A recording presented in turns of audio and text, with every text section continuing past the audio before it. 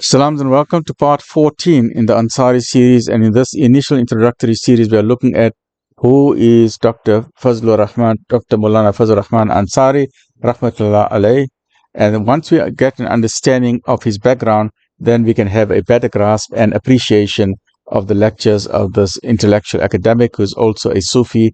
He's combined Islamic orthodoxy with science, spirituality and rationality, and these quotations were taken initially from this wonderful book, Islam to the Modern Mind, by transcribed and compiled by Mahdie Kriel.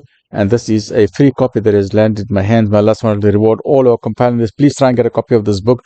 Every house must have a copy of this book. Every school, every university, every student, buy thousands of these and hand them out to various people so we can increase our understanding of Islam and give it out to various libraries so then Muslims and non-Muslims can read it and try and understand it from a modern and scientific and from a rational point of view. Right, so let's look at a brief biographical sketch of Dr. Maulana Fazlur Rahman Ansari, and this biographical sketch is by Professor Yasin Mohamed from Frankfurt, and this is what he's got to say, and I quote. Dr. Maulana Fazlur Rahman Ansari was an outstanding theologian and philosopher of the Muslim world. His broad knowledge of the modern sciences, together with his Islamic learning and insight, enabled him to expound on Islam in a manner that was inspiring to both the masses and the intellectual elite. As a missionary, Maulana Ansari inspired Muslims with fresh faith and zeal. During his 5 world missionary tours, he affiliated 40 organizations to the World Federation of Islamic Missions. The Muslim minorities in Latin America, in Africa, in Southeast Asia, and elsewhere were confronted by a hostile, non-Muslim majority. Their only defense was their sentimental attachment to Islam. Ansari's intellectual exposition of Islam gave the bright young Muslims some hope that at least Islam is a dynamic, practical religion that can face up to the challenges of the 20th century, and we still have the same challenges today in the 21st century. He knew that unless the Muslim minorities had their own religious scholars who were conversant with modern thought, their emotional attachment to Islam would not last long. With this in mind, he established the Alamiya Institute of Islamic Studies in Karachi, where students could study both religious and modern sciences. I apologize a bit that there's a bit of shaking on the screen, and that is because I keep my fan on to help with my breathing, and even though I'm going through some difficulty today, I've committed myself to get through the series, mainly for the youth. I want the youth to get inspired. So please share this with the youth, share this with the children. Let's get the love of the deen in our hearts. Let's get the love of Allah subhanahu wa ta'ala, the love of Nabi sallallahu alaihi wasallam in our heart, and love for humanity, the love for the animals, love for the environment. Muslims are the vicegerents, and we can only be the vicegerents, by doing and joining the good and forbidding the evil, and to try and have a good, wonderful, intellectual, rational understanding of Islam, and to share that with others, so that we can combine our scientific and medical studies together with the deen of Islam. Ameen. So let's look at the character of Dr. Maulana Fazlur Rahman Ansari. In relation to the different schools of Islamic thought, such as the Barelvis, the Deobandis, and the Ahl al-Hadith, he had an extremely broad outlook. It is this recognition of differences in human nature which made Maulana Ansari an ideal example of tolerance and compassion towards all Muslims. He would speak to people with the utmost politeness and respect, no matter what their station in life. At work, after assigning his subordinates with some task, he would politely request them, with a warm smile, to complete the task, even if the delay would cause him much loss. His family traced the lineage to the companion of the Holy Prophet Mohamed sallallahu alaihi wasallam, who is Khalid Abu Ayyub al-Ansari radiallahu anhu,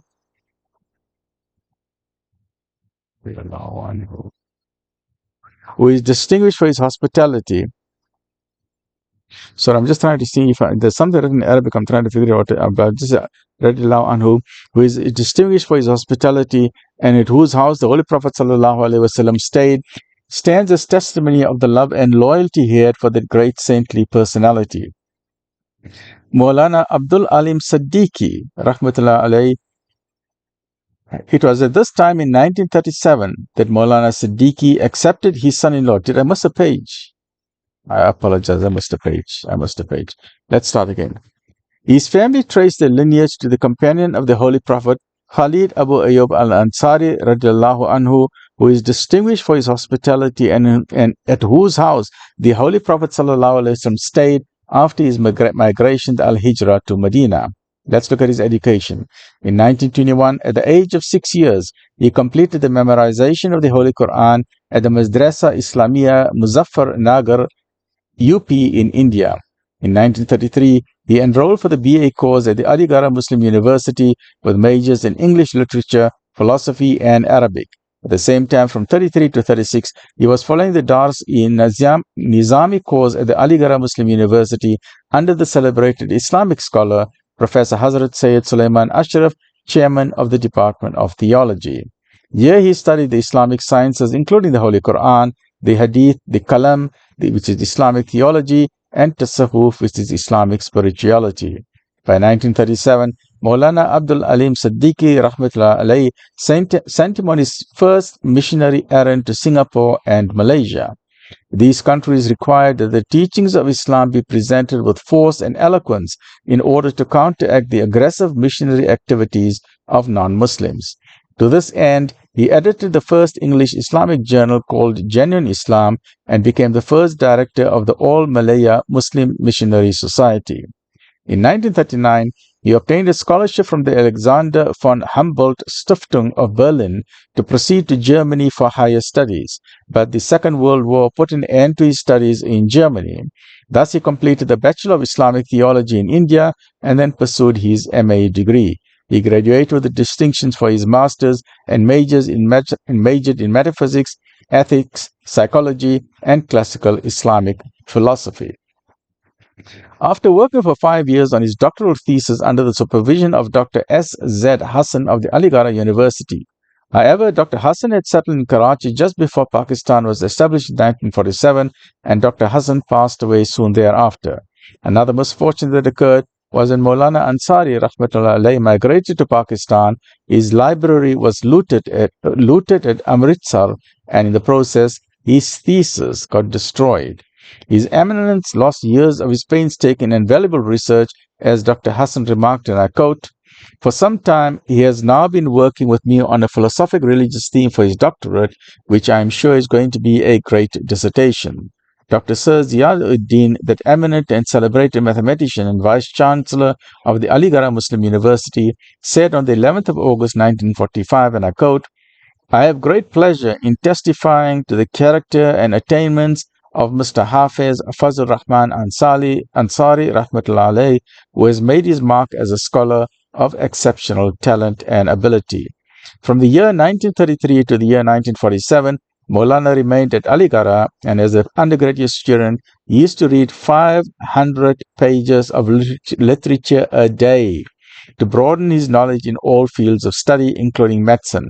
On 29th of September 1966, he was registered in Karachi as an authorized practitioner of homeopathy.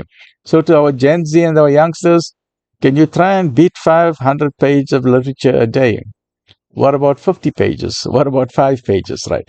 In 1970, he obtained his PhD under the supervision of Dr. M.M. Ahmed, chairperson of the Department of Philosophy, University of Karachi. His topic was the Islamic moral code and its metaphysical background.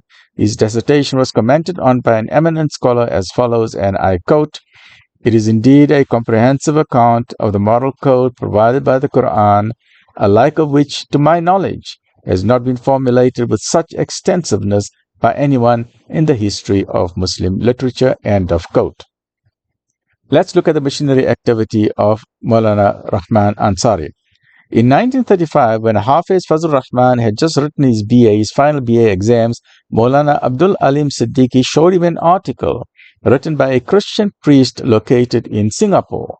The article maligned Islam, and Hafiz Fazlur Rahman responded to it. Maulana Siddiqui was extremely happy with his reply, and it was since then that the bond of love developed between them. In 1936, this bond was further cemented when Maulana Abdul Alim Rah'ma'tul'laah gave his eldest daughter to him in marriage. In the very next year, Maulana Abdul Alim Siddiqui wrote a letter from Saudi Arabia stating that his children were still young in age and that the one capable person, that means his son-in-law, appears to have forsaken him. On reading this letter, tears flowed freely from Maulana Ansari's eyes. To this day, the tear-stained letter stands as testimony of the love and loyalty he had for that great saintly personality, Maulana Abdul Alim Siddiqui Rah'ma'tul'laah. It was at this time in 1937 that Maulana Siddiqui accepted his son-in-law as his murid, his spiritual disciple, in all the silsilas, the Qadiriyah, the Chishtiya, the Naqshbandiya, the Shohrawardiya, and the Shadiliya. I apologize for mispronunciations. And within the precincts of the Kaaba, Maulana Abdul Alim transmitted to him the Ijaza, which is the authority in all spiritual matters. Since then, Maulana Fazlur Rahman Ansari Rah'ma'tul'laah became Maulana Siddiqui's right-hand man in all Islamic missionary activities. Thus, Maulana Ansari traveled the world in the service of Islam. Most notable was his historic visits to South Africa in August to September 1970 and to the Seychelles in December 1970. His Eminence was a writer who wielded his pen with a mighty force. At the age of 18, he wrote his first book, called The Beacon Light, published in 1932. In here, he replied to a vicious attack on Islam by a Christian priest in Hong Kong. Many other works followed after this, the most notable being the most voluminous work, which is called The Quranic Foundations and Structure of Muslim Society, published in 1973, a work in 2 volumes covering more than 900 pages. This historic book was launched on the 1st of December 1973. 6 months later, Maulana Dr. Fazlur Rahman Ansari passed away. His 5 round world tours took him to about 40 different countries in Africa, America, Asia, and Europe. There, his distinguished oratory and encyclopedic knowledge created a lasting impression on the minds of all, educated as well as uneducated, young and old, Muslim and non-Muslim. His death was a great loss to the world of Islam in general and to Pakistan in particular. And that's a wonderful introduction written by Yasin Mohamed, Dr. or Professor Yasin Mohamed. Stay well, look out. Join me in the next session as we look at part number 15 to try and understand who is Maulana Dr. Fazlur Rahman Ansari. Stay well, look after yourself. Alhamdulillah Rabbil-Aa'la'meen.